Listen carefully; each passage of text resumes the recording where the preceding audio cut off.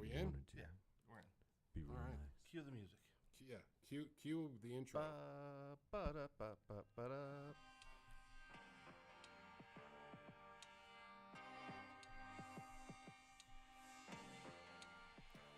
Hello, Hello. everybody. Welcome, Hello. ladies and gentlemen. Yeah, sorry about being late again.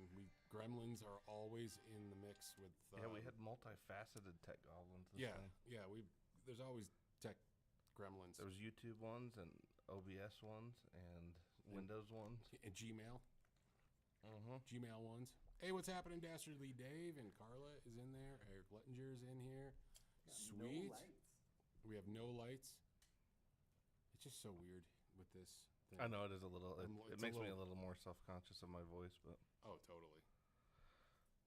yeah. Now people can hear your lovely voices. Yes. Oh, thanks for the at least the wind of positivity there. Yeah, everyone's beautiful. Everyone's wonderful, Yeah, it's and all everyone good. loves you for your uniqueness. Yeah. What are we doing? Did you watch like Mr. Rogers before coming in today? Yeah. I was raised. Let's get the trolley out. I was Let's get the raised by trolley. Mr. Rogers Me too. I watch that every day. and Every time it Sesame was Street. on. I think a certain generation, everybody kind of did. That's why Yeah. it's like he's pretty important. Well, Sesame Street, I watched that, of course. Mr. Rogers, of course. And then I graduated Eric's to saying low audio. Yeah, everybody's saying quiet audio. So I guess if you can boost it a bit, Yeah. because I've got it maxed out on OBS. So. Oh, audio booster. How is that connected to this? Through that? through this. Oh, see? I don't know what we're doing. Yeah, this part's just for us, more or less. Oh, okay. Well, we'll see how. That'll tell you. I don't know what they're. These Yeah, guys it's still pretty. These guys. Oh, I got haven't everything done going on. anything Oh, yet. okay. I'm working on it. Hey, Fred, what's happening?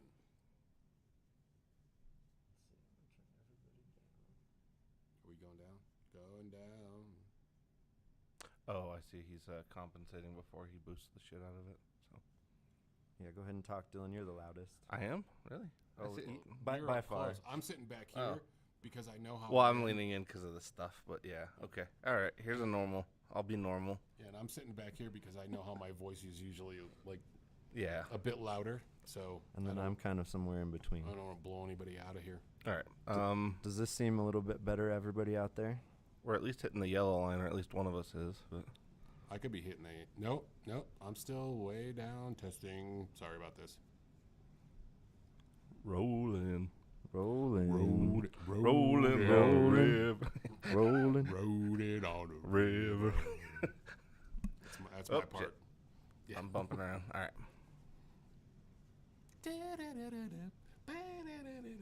Yeah, they're saying better. All right. Well, that should be a lot better, hopefully. So, It's at least touching yellow. Touching yellow. Well, welcome to What the Pod. what the pod? Yes. Possible name? Possible What the name. pod? If you guys like it, Flip- let us know. Flipside pod? Flipside gear pod? I don't know. Flipside Music presents Podding around. Oh yeah, that's nice. Podna. What a bunch of whales. Pod, yeah. We're a bunch of whales. Like a Boston dude trying to say an Oklahoma version of partner. Podna. Pod. Oh, so what is the subject for today, fellas? So we were going to talk about signature gear and whether artists use it, why they have the signature gear. Maybe, did they approach the company? Did the company approach them?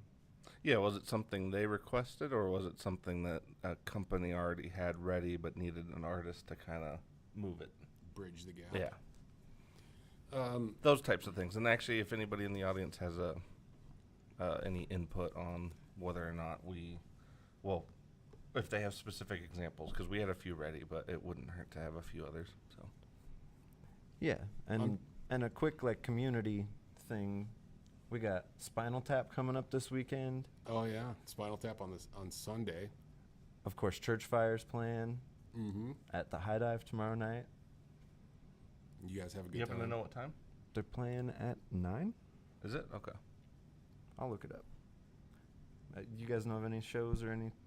I think the Melvins are actually playing up in Boulder tomorrow and maybe Fort Collins on Saturday. Nice. Kind of wanted to go, but I'm also kind of tired. Yeah. Last time I went to the Melvins, I had a backache for 7 months. Yeah. It's the weirdest Yeah, thing. they could. Things happen at Melvin's shows. Well, it was That was funny like when Wolf abandoned me in that pit. Well, it was funny when I went to that show too. I forgot my earphones or my Oh, that's my right. I remember earplugs. that. Yeah. And the first band came on, and I'm like, it might not be too bad. And then the Melvins came on. I'm like, oh no, oh no. For the love of God, I Yeah. need my earplugs. I'm like, I need earplugs. There's no way I'm gonna get through this whole show. Yeah, it was funny because Boris, I actually expected Boris to be louder, and they were much quieter. Much quieter. That's why I was like, I might be able to handle it if it's at this dB.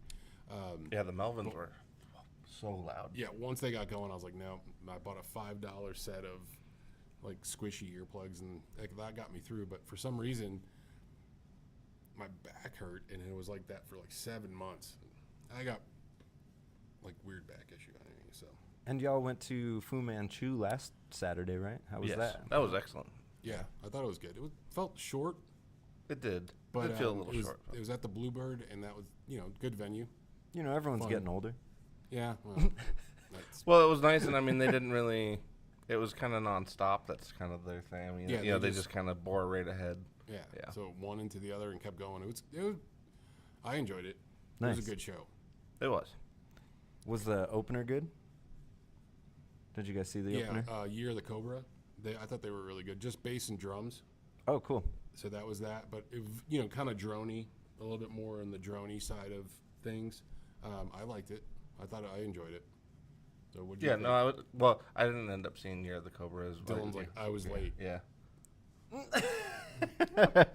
Yeah. It was kind of on purpose, though. I wasn't overly familiar with them, and then James happened to get a good spot, so it worked out. Yeah. Nice. Yeah, well, it worked out except for like a middle thing with a couple of dudes, but that's whatever. Yeah. we won't Yeah. mention that. It's concerts. Yeah. It's live music. It's live, baby. Hey, you know what? AI's not going to spill a beer on your feet. That's Yeah, I was true. gonna say, provided the chance. Yeah, if I get a Yeah. chance, yeah, I'll just have like James fetch a beer next time dude comes in. Yeah. It's funny when you're in a show and you get a text that says, "Ike, you might have to come down here and throw hands." I'm like, wait a minute, I'm the old guy here. What am I doing? Well, it was more probably like an impact thing, you know. Yeah, shock, just shock the and actual awe. hands. Like your hands Yeah. are, shock and awe. Right. Yeah. Smash. Upcoming shows too. The Federal Theater on. Oops, Oh, yeah. I can't do can't do that. Yeah, a that's new venue in opening town. next week. Yeah, a revitalized old movie theater. Yeah, I think it was built in the early 1900s with a pretty interesting story revolving around the original builder of the. Apparently he was a bit of a shady, dodgy character. Oh, Oh, yeah? interesting. Yeah, I don't remember the full story, but it is online if anybody wanted to. If anybody wanted to check it out.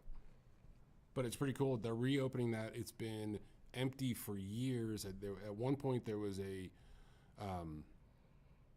was like an outreach center, and that was the last thing I saw, and that was years ago. And so now it's kind of nice. I'm very excited to go in and actually see what the theater inside looks like. Well, and when you look at the building, and then have you guys seen some of the aerial shots, like since they kind of painted it back up? Yeah, it's a huge building. Yeah, it's So a big I'm building. kind of interested in like what they're gonna be doing with because there's a whole section of it that's like adjoined to the main theater portion. Yeah. So I don't know if that part's like basically for, getting things ready. But it's like I'm kind of curious what goes on or what's going to be happening in the rest because it's a big portion of the building. So Well, I thought I heard that it was a 650 person That's a good size. That's venue. Big. So That's bigger than the Bluebird. By Yeah, a it hun- looks like it, By yeah. 100 people. yeah, it it's looks like definitely bigger than the Yeah. Bluebird. Even from the outside, it looks bigger than the Gothic too. I know they got a very healthy PA for that building. Oh yeah. Oh, Yeah. okay. So it might be a bigger size venue because I know. I mean, they already got at least a dozen Yeah. shows booked. Reverend Horton Heat. Who else did I see? Save Ferris. A few metal bands. The opening weekend is next weekend with 2 free shows. If anybody's in the Denver area and wants to go check it out. Support them. Yeah, They're also our buddies in Cobranoid are playing. yeah, and Pitch Invasion is playing, and I forget the other one.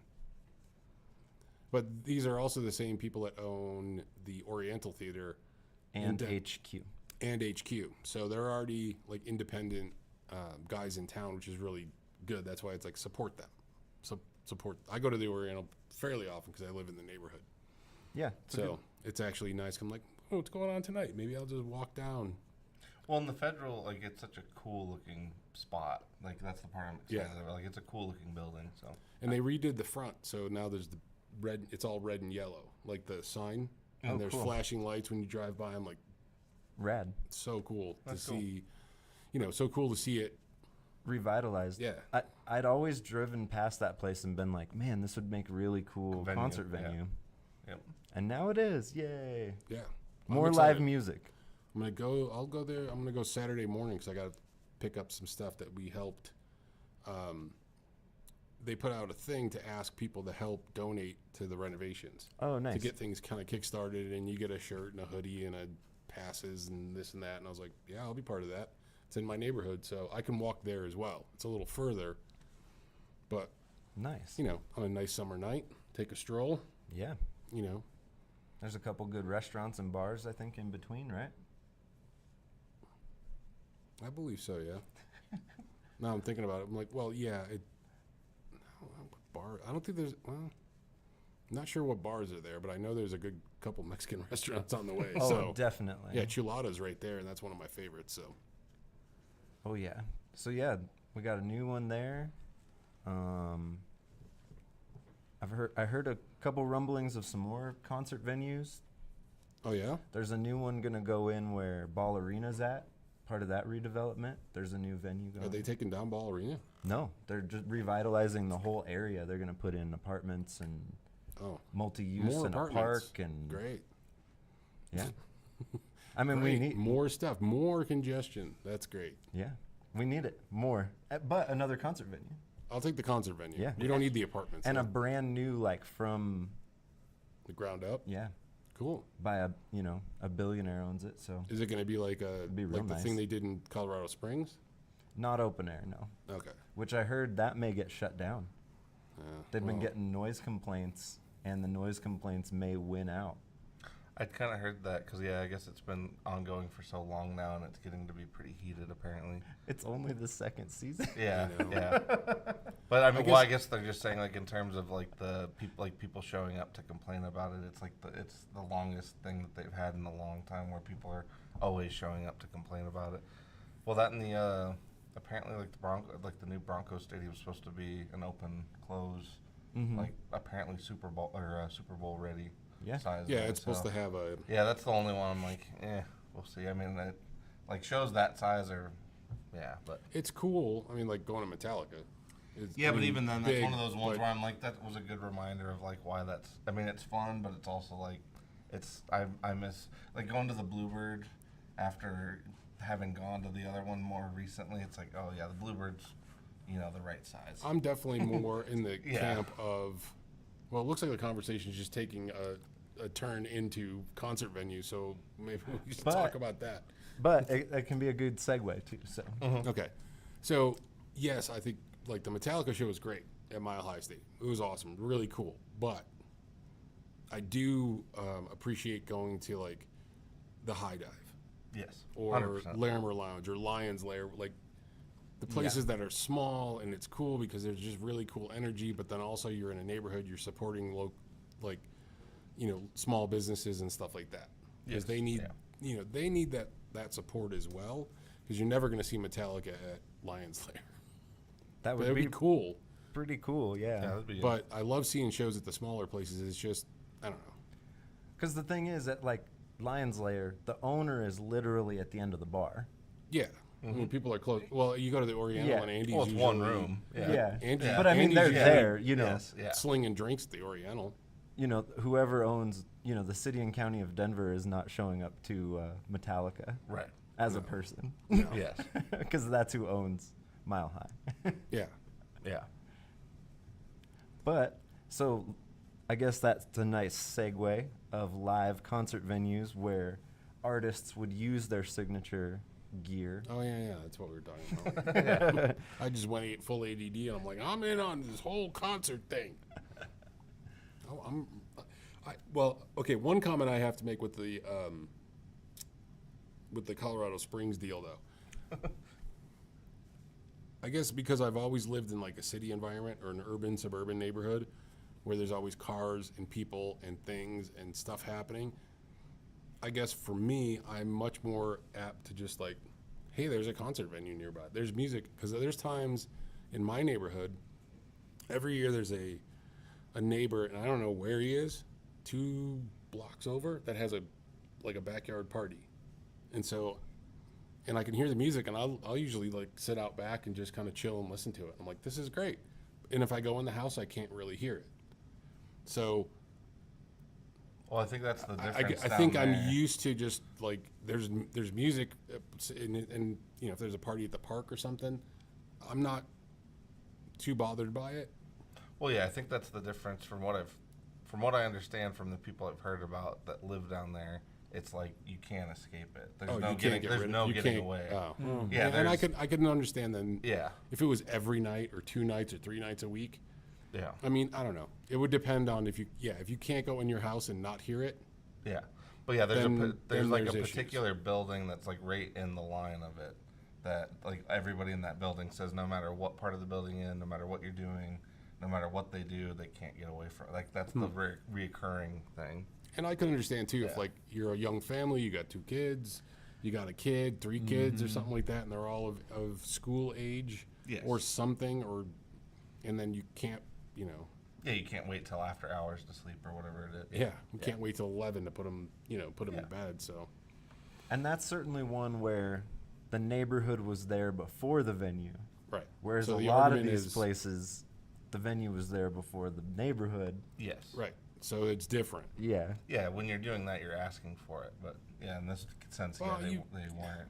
Yeah. Well, and did you not move to that nice, cool, hip area for the hip, cool things that are happening? Then why complain about, you know? Yeah, if the venue's already there. Yeah. Yeah, I mean, Yes. it's like moving into an urban suburban neighborhood or an urban type neighborhood and going, there's just people walking around. Why are people around at 10 o'clock? You can't. Like, Like- I live on a very busy street. It'd be like, why is there so much traffic noise? Yeah. Right. Yeah. I mean, I live on a I wouldn't say a major a secondary thoroughfare. There's cars up until like 11 o'clock at night. There's cars going by. There's also people walking by. They're walking their dogs. There's people jogging. Sometimes there's the Yeah. oddball dudes walking around. There's people. I've woken up in the middle of the night one night to some dude standing in the middle of the street screaming at the top of his lungs. I remember looking out the window going, what is happening here? You know, there's been accidents. Somebody took out a pole in front of my house once, you know, and A few times. Because Yeah. there was that time. yeah, Yeah. it's crazy. I don't know, but I prefer, I Yeah. was thinking about this the other day. I'm like, I definitely prefer living in this environment than on a farm. Not that there's anything Oh, wrong with oh, it. There, no, well, I think yeah. I would like Oh, to do that the- too, but Yeah, I'd prefer the quiet. The older I get, the Yeah. more I want the quiet. Yeah, I'd prefer the quiet. By I wouldn't far. mind having a place to go visit that's quiet. That would I be can go nice. for a while. But I do like where I think it's just because that's the way I've always been. So I don't really know much different. Like I don't The know quiet- what it would be like to be on a farm. The quiet might scare you.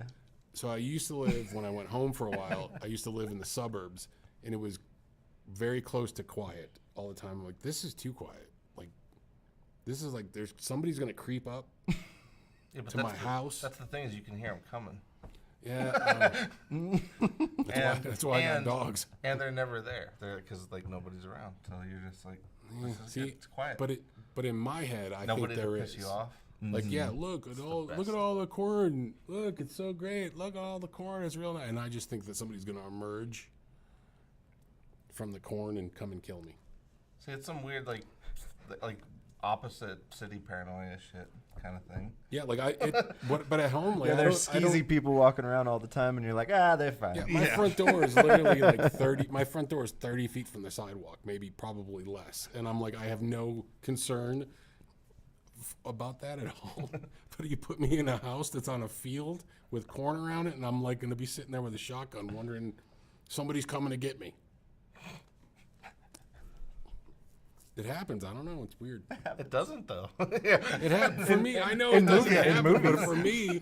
for me, that's what in my brain. It's like that, which is goofy. I know. I get it, but And so out there, if you Topsy had a turvy. signature bat, would you use yeah. it? So if I had a signature shotgun and somebody was coming to the door, then maybe I would use my signature. Yes. All right. What was the signature? So let's Yeah, get so into that. conversation started. Yeah, so- Jacob can so- kind of yeah. roll us into it. What- Get away from Mike's paranoia of this. What brought this up was Of perfectly peaceful fields. there's an artist who has a signature pedal from JHS named Paul Gilbert. Some of you may be familiar with him. He's very famous. I've heard of him. He recently had a rig rundown or a check out our rig or some sort of thing of The hey, I'm going on tour. Here's a video about my pedal board. yeah. And on that pedal board, the signature pedal was absent. It wasn't there. There was another JHS pedal on this board, but not his signature. And so, why? Why have a signature if you're not going to use it? Well, and I guess that And then we have a flip side to that yeah, too. because that but- prompts me to ask how signature is it? Because Sure. because like you said when you were pointing out deep sea like diver. the deep sea diver, like that's one of those ones where like that's a sound that's crucial to what she does. So she had a company make the sound into a pedal. Whereas with Gilbert, it could have been, we don't know, but it could have been a scenario where they already had a format or a drive kind of teed up and they wanted to kind of partner with him in some format. Not necessarily something that he would, shot back and forth a million times, requesting changes to. It was just kind of. Well, do we know the history of that pedal? As far as do we know the origins? Did they approach him or did he approach them? We don't know.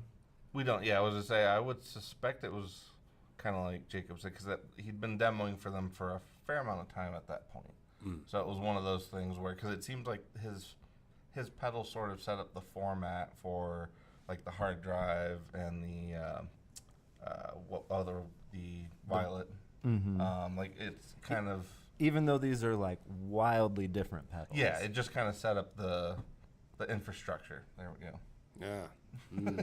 But they sound. Each one really does have its own sound. Oh, they do for sure. But yeah, For if he's going out on tour, depending on what he's going to do, maybe that signature pedal wasn't well, I guess part I of hadn't. the sound of this new I had thought the current is tour. the with the PG current tour. yeah You know is what the I mean? PG-14 a relative of a DoD? That's something I never really looked into either. So. It's a FET-based distortion that's supposed to emulate the feel of a tube amp. oh, that means a lot. That means So yeah, I mean, that's like the mayonnaise of Yeah, pedal yeah. descriptions. So like just slather that on there. And this vanilla ice cream is made with the most really. vanilla-iest It's vanilla. supposed to taste very vanilla-y, natural Kind of flavor. compared to That's the analog natural vanilla. flavors of vanilla. Yeah. But I mean, that's kind of what that pedal is. It's very vanilla in its execution too. Well, yeah, I'll be 100% because like when he played it and in the demos, it sounds awesome, sounds incredible. But like It's the also Paul Gilbert. yeah, that's what I was gonna say. It's That's all part of it. Paul Gilbert. I was just say the thing is when we and I mean I'll be honest. Like when we hear people play it here, it's it's maybe a 1 in 20, if that, maybe a 1 in 50 that pedal really like Shines. yeah. And it's Well, not and I like it's think- not necessarily a bad pedal. It's just definitely not for everyone. And so I wonder because like the DoD 250, to me like that one's one of those ones that's very like it and you either love it or hate it. Because like the DoD 250 it definitely has a vibe.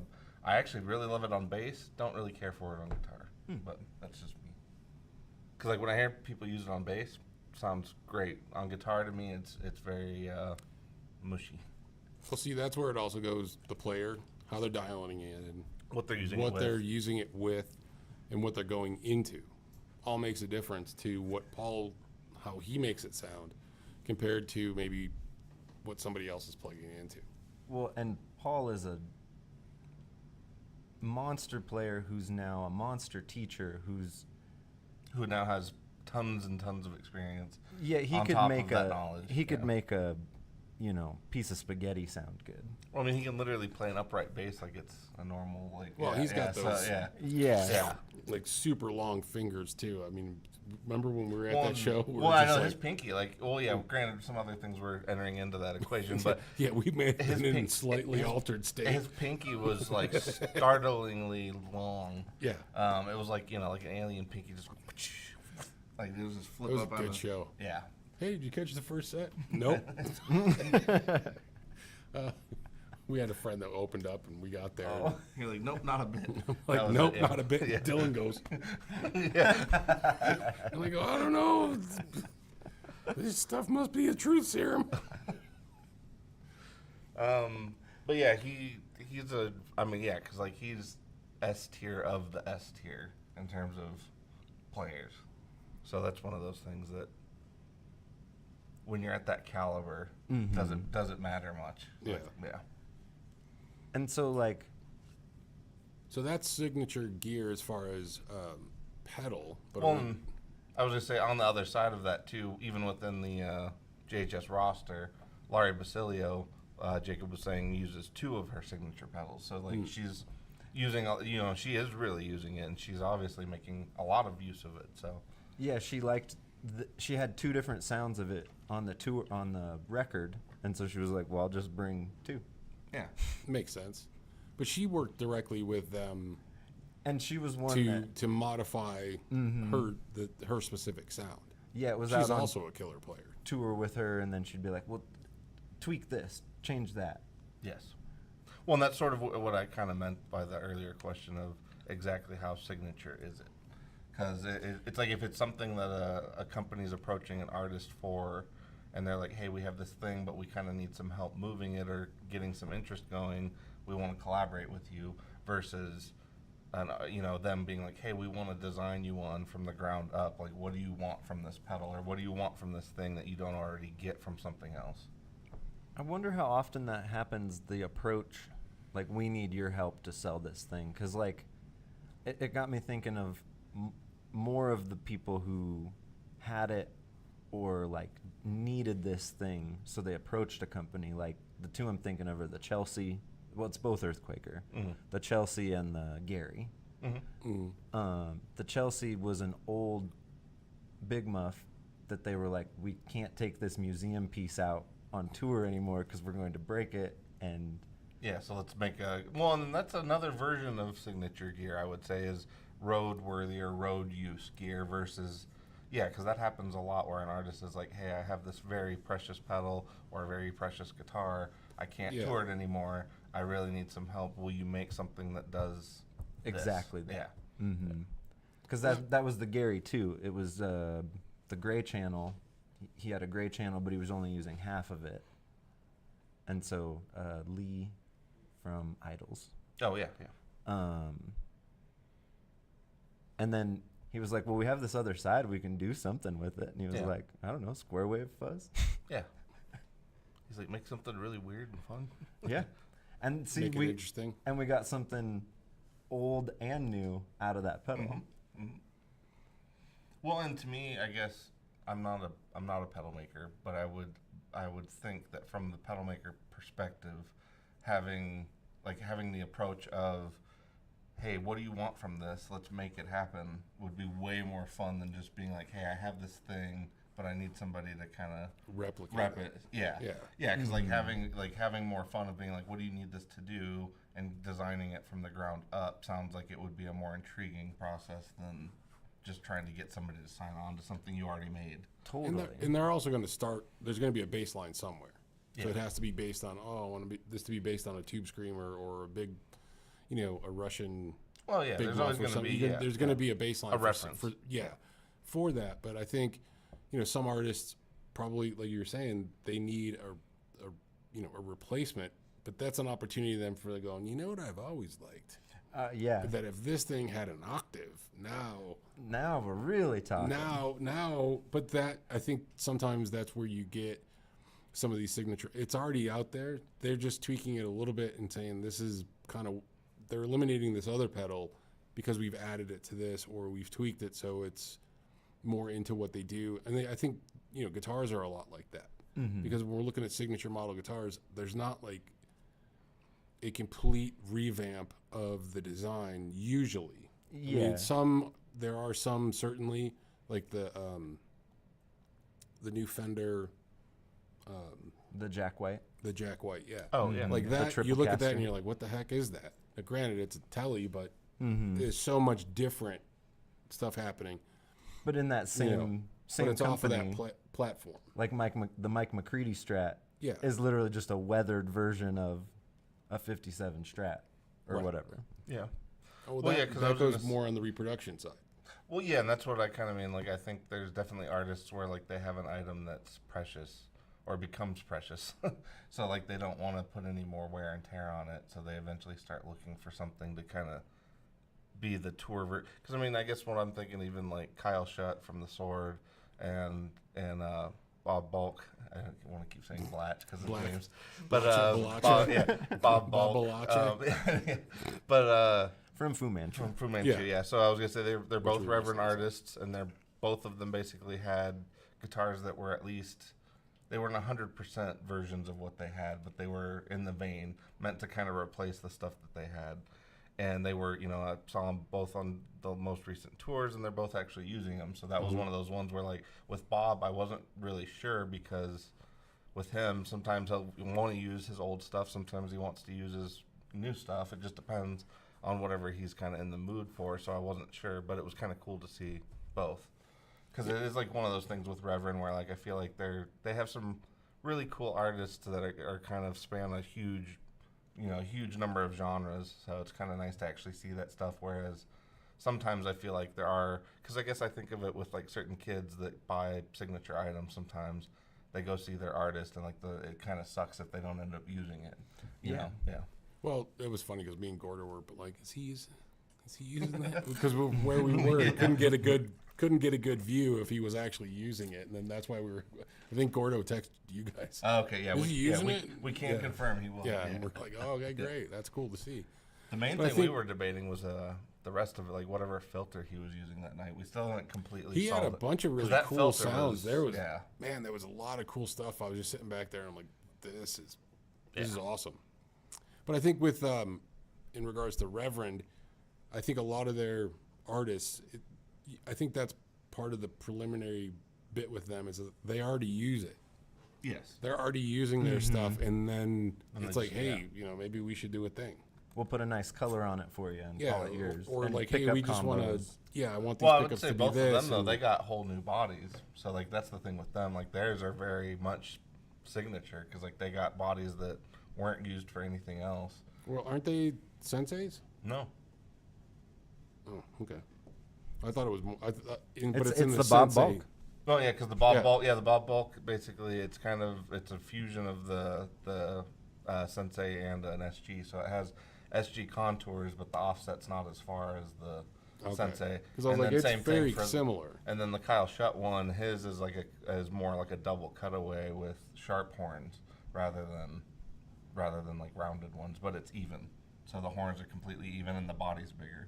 So, but I mean, like to me, like those ones are more like nobody else on their artist catalog has either one of their models, which is interesting because like there's other dudes like the Reeves Gabriel stuff like that. He hits Yeah, like that's all he hits like unique. a million different models that Yeah. they already have of their other ones, whereas Kyle and Bob both went with ones that were A little you bit know, more their unique. own. And Yeah. is the Billy Corgan a unique shape? Yeah, The first one wasn't. Yeah, I think the ones that have kind of spawned from that because the the first newer one was, version is. Yeah, the first one was just kind of in the W style format, and then the new ones have all been a little bit kind different. of offset.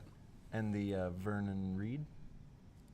That's His based is a on like W. the Jetstream. Yeah, That was just a really cool paint job. Yeah, I cool think his paint is the job, and W then model. Yeah. yeah, and then smaller stuff. Like Rick Vito's had some interesting models because they did. They had a semi-hollow with him. He's had a few different models along the way. Some of them are very, very cool. Semi-hollow. Pete Anderson had semi-hollows yep. at one point, and then has the tellies, which are pretty telly-ish, And what's the base signature one they have? Well, they have a They few got, different ones, but the Watt Michelle- Flower. That's the one I'm thinking of. yeah, the Mike Watt one, which that one's awesome. I love that thing. And I Yeah. think that's one that they went back and forth many times on, like, no, I want this, I want Yeah, that, do yeah. this thing, do that thing. Yeah. Yeah. But they also have Michelle Nidicello bass as well. I don't remember how to say it. Cello. Medicello. I don't remember her I don't remember how to say her last name I don't properly. know, it but- reminds me of School but, of Rock. It's um, like, do you play bass? And I'm like, cello. It's But that's another signature bass. And it's like 3-tone or 3 different colors. It's in there. It's in there somewhere, I swear. But I think, yeah, with the Reverend stuff, I think a lot of those players do Oh, that's cool. use that. They use their Yes. signature stuff. I think it's probably part of the process. Like, you actually have to use it. You can't just have a model and then not really use it. Well, and that was what I was gonna say. Like, I think with guitars, because you can visually see what's going on with that. You're gonna get more of cases where if they have a signature model, they're gonna be using it. Whereas with, I don't know, I guess with pedals, I feel like it would be easier to Hide. Yeah, yeah. Yeah, that's true. Well, and I had that thought too with the Paul Gilbert thing of like he's got a JHS pedal on his board. Why doesn't he just have Josh shoehorn that pedal into his signature so at least the case is on his board? Or even like we were saying earlier, like make a V2 Paul Gilbert or whatever, and it's even if it is just a modded DoD, then cool. Like Yeah, who cares? Yeah, like go ahead and make it just something into that format. But yeah, it is kind of a weird thing to have a signature pedal and not use, because that's the thing. Like I guess Iommi with the treble booster comes to mind, where like so his original treble booster was thrown away by a tech back in like the 80s. And so he's literally like complained about that since then. And so it was one of those things where Laney finally got ahead, and then they're like, okay, well, why don't we just make you one then? Yeah. Like you keep looking for all these different ones that are just not the same thing. Why don't we just make you one? They finally did, and then to be honest, it's arguably better than anything he really had before. But it was one of those ones where he finally got it tweaked to exactly what he wants. And now he kind of says he wouldn't, know what he'd be doing without it. So it's one of those things like it kind of fixed a thing that was a problem for him for decades because he lost his original, which I'm kind of a fan. I'm a big fan of any gear that kind of replaces things that were original that are too hard to come by now, especially when it comes to modern artists, because it's like, it's really cool if you have the money to get the real deal thing, but most of the time you don't, and most of the time it's not going to be a reliable piece of gear. So like having something that's why I love Benson too. That like it's another company where like you have extremely reliable pieces of gear that sound and function just like the old stuff, but don't have any of the drawbacks. And it's like I think in this day and age there's no reason to settle for the drawbacks unless you're just that's the vibe of Nostalgic. yeah and yeah That's the You're real bonding deal with the thing. yeah exactly yeah. But that goes back to what we were saying the other day about like their studio gear and stuff that you're going to have for the studio and stuff you're going to take for tour. Mm-hmm. Yes. Well, then Dave brought up an interesting, because I hadn't really thought about that as much, signature amps. So Oh, like Jerry yeah. Cantrell used to be a Friedman artist, and I don't know. I think before that he was actually a Bogner artist, because the Bogner Shiva was like one that he kind of made real popular. And he's another one with his guitar as well. Oh yeah, the first signature artist. Yeah, that's a good point. And he still uses he that still one. uses Yeah. it. So And does he have a Crybaby too? He does. Yep. He has the one with the native art. Yeah, it on has like the Thunderbird on it. Yeah. That's super cool. Yeah.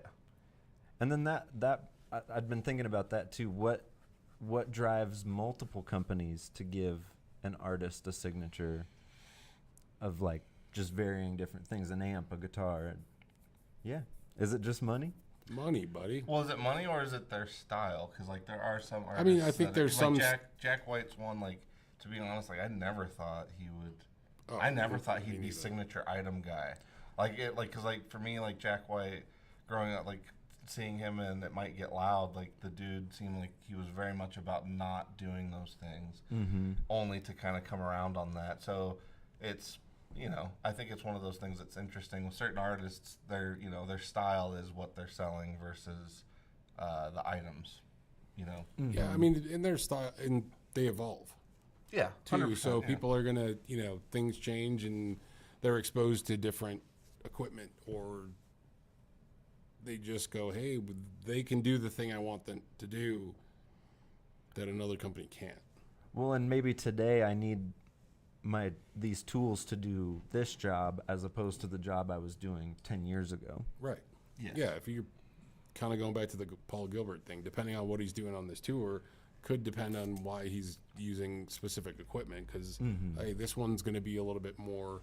We're not doing the whole hard rock thing. We're going to do, this tour. We're doing a swing bluegrass jazz band, and I just don't need the blue pink little shoe pedal. Yes. So I don't know. There we go. We'll reclaim it. There you go. Because the artist I was thinking of was Ariel Posen. He has a signature everything. Yeah. He's got a slide. He's got a and slide. He's got pedals. he's got a Fender guitar now. Fender, I yeah. think he even has signature straps. Like I think And it even goes that far. Picks, Like, I think. Stringjoy just released a signature pack. of Yeah. strings. they really? Yeah. I didn't. Yeah, I mean, well, 13 and a halfs or something. Really? What? Wow. Yeah, because he tunes low and then it's all slide. okay. and slide. Okay, Yeah, okay. it makes sense. That does make sense. That's an interesting thing though, because like there are some art. I guess it's probably what certain artists are okay with it, and then other ones are probably just like no. Because I mean, like with him, he's a prime example of like it probably helps him get out there among like a younger audience much easier. Absolutely. Whereas like these other guys that are kind of like, oh no, I don't want that signature. You know, like if it feels weird to them, like there might be an overlooked opportunity. I guess. Somebody might buy the Ariel Posen instead of buying, let's say, if they still have the John Mayer. Yeah, but that is the thing. Yeah, like that. And he's even one that's kind of slowly kind of come around on that too. So I honestly wouldn't know who Ariel Posen was if it wasn't for the signature stuff. actually, I'll go ahead and say the same. I mean, Gooch obviously is the one that kind of told me, but yes, it's kind of the conversation starter was his broadcast. So it's like that was one of those those things where I'm like, oh, this dude gets a signature thing, and now here's another one. So I'm like, well, so what's what's yeah, this who- dude? who what's is this he? dude Who's about? this yeah. dude? Yeah. I think I found him just from YouTube videos of, hey, we're gonna show this slide thing, and then I heard him was like, hey, this guy's Yeah, a killer player. I thought he was just a demo artist, honestly. I mean, at this point, who knows? 'Cause I thought that's that's where some where of he this stuff starts came too. from, You know, yeah. like some of these guys that like they're good players and they're artists. They start as demo guys. I think that's a slippery slope for some of those dudes, possibly, because it could put you into a scene or it could put you out there as an artist. But I think there may the reverse of that could also be you're doing demos because it helps pay the bills or whatever, and then you Well, yeah, get no, I see what pigeon-toed. you're saying, like, then you get it's- pigeon-toed as a demo guy, One, it's kind of and the maybe opposite. not as an artist. Well, yeah, it's kind of the opposite. Like you could be a demo guy that becomes an artist, or you're an artist that becomes a demo guy. But it's not usually, you can't usually walk back. Yeah, Yeah, I yeah. mean, somebody that I like, Corey Congilio. I've watched plenty of his videos. He's a great player, but he's also done a lot of stuff with like True Fire for a decade at least. But he's also an artist, has a band, and plays in Nashville. And I've caught live performances of, and he's Killer player. an incredible player. Yeah. The band's great. He's an incredible player. My buddy, Robert Baker has gone and seen him, and he's like, yeah, the dude, you don't get, like what he actually does as an artist by seeing the instructional videos and stuff like that. So, I don't know if he gets as much credit as an artist because of so much of the educational stuff and demo stuff that he's done. I didn't So know don't he was an artist till he started sharing videos of himself playing live. Yeah, and it's like, holy shit. And you're like, whoa. Yeah. Yeah. I mean, his tone is killer. His phrasing is killer. I mean, the band is tight. It's pretty amazing. I don't know. I'm a fan of his on the artist side because I only knew him on the educational side. Yep. Well, and that's another like interesting thing of like a handful of YouTube demo people have gotten signature gear Well, that's in the happened, last yeah. year or so, That is a very good point. Well, yeah. which is an it's- interesting Rick like Beato. turn of a signature Gibson of all things. Well, he's They don't big really time. hand those out. Yeah, he's big time though. Like he's got the Yeah. juice on He's not you know, my the favorite. following. What's that? He's not my favorite, but He's not for everybody, and I totally understand that. He's from my hometown, actually. oh, nice. But yeah, you know, there's plenty of people that don't like him. But the thing is that he has a huge audience. Oh, for sure. He's definitely knows what he's talking about. You know, as far as like the music, I mean, you like don't the get theory stuff and all this stuff and what he does. I mean, he has the credentials. You don't get David Gilmour on your show for Yeah, out that's of what I'm saying. nowhere. He's got all the credentials Yeah. to do all the things. But yeah, it's interesting that, you know, a podcaster or YouTuber is getting a signature model. that you is know? sort of the thing, though, of like it's kind of come full circle. Because like used to, you had companies trying to get artists to get their products to get them on TV, and now you have basically self-made TV stars in the form of YouTubers that Well, I are mean- basically their own TV stars that then end up getting out on tour as a result of being a self-made TV star promoting these Well- products. So it's kind of everything's kind of gone the opposite direction now. And that's happened a lot, though, when you really think about it. There Yeah. are plenty of artists there are plenty of people that started out playing guitar and doing YouTube videos, and then who is it? Kiki Wong? Kiki Oh, Wongo? yeah. Like, I followed her because she's an attractive Asian lady that plays a sick metal guitar. Rips I'm like, guitar, I'm like, yeah. I can watch this. I'm not being an ass. I'm just saying, you know, come on. Yeah. And you know, she slides in, she's cool, and she's ripping solos. I'm like, what a killer player. And then ends up in I'll follow Smashing her, Pumpkins. and then she ends up in the Smashing Pumpkins. And it's because, so the social stuff has a huge impact. There's other people that it's happened to as well. I mean, I think the guy that was singing for like Journey, Yeah, they found him. Like, they 'cause found he- him online, and he sounds exactly in like the Steve early, Perry. Yeah, the early versions of YouTube. Oh, yeah, 'cause right, he right, was, right. Yeah, yeah, yeah. Korean, right? Yeah, he's Korean or something like that. Indian, I think. No, No, I think he's Korean or yeah, I'm something. pretty sure Korean, or yeah. And the guy sounded exactly like Steve Perry, and they're like, yeah, let's just call this guy. Well, the dude that did all the stuff for the Queen movie was the same thing. He literally just covered Queen on YouTube for years, and they're like, oh wow, this dude is remarkably close. So they went ahead and got him to kind of do most of the filled-in vocals. So Yeah, so I mean, there's definitely avenues there from YouTube to stardom. well, that's what I'm saying. Like, I think it's kind of the opposite of the way it used to be. Because like, I guess when I think of it is like even because like you love all the TV yellow guitars, and it's like that was a thing for a while. They were looking for artists that would even like claim that color because it was like they were just trying to get the stuff on TV, and it's like it's kind of all gone. It's an opposite tree now. It's kind of, instead of going like roots up, it's like leaves down. Yeah, leaves down. So we've been corrected. He's Filipino. Oh, Filipino. Okay. Oh, okay. All Well, right, thanks, Darrell. Darrell's doing the research. Arnell. He also said, Corey Congilio is a really cool guy. He Oh, seems Eric, like Eric, a cool. Eric got us in there too. So thanks, Eric and Darrell. He Yeah. seems like a real nice guy. Yeah, he seems like Actually, he's cool. All those Nashville YouTubers seem like real nice guys. Yeah, they all seem like they'd be cool dudes to kind of hang out and To have a kick beer it with. with. Yeah, Absolutely. I mean, is Marty Schwartz in Nashville now? Because like him, the Papa Stash guy, You know, I don't know. Yeah. Uncle Larry. Baker. Baker. And then Corey. who's the other guy? Roosh. I think he's another dude that plays. Music is Win guy. Tyler. Yeah. Me and Dylan are like, oh look, it's 5.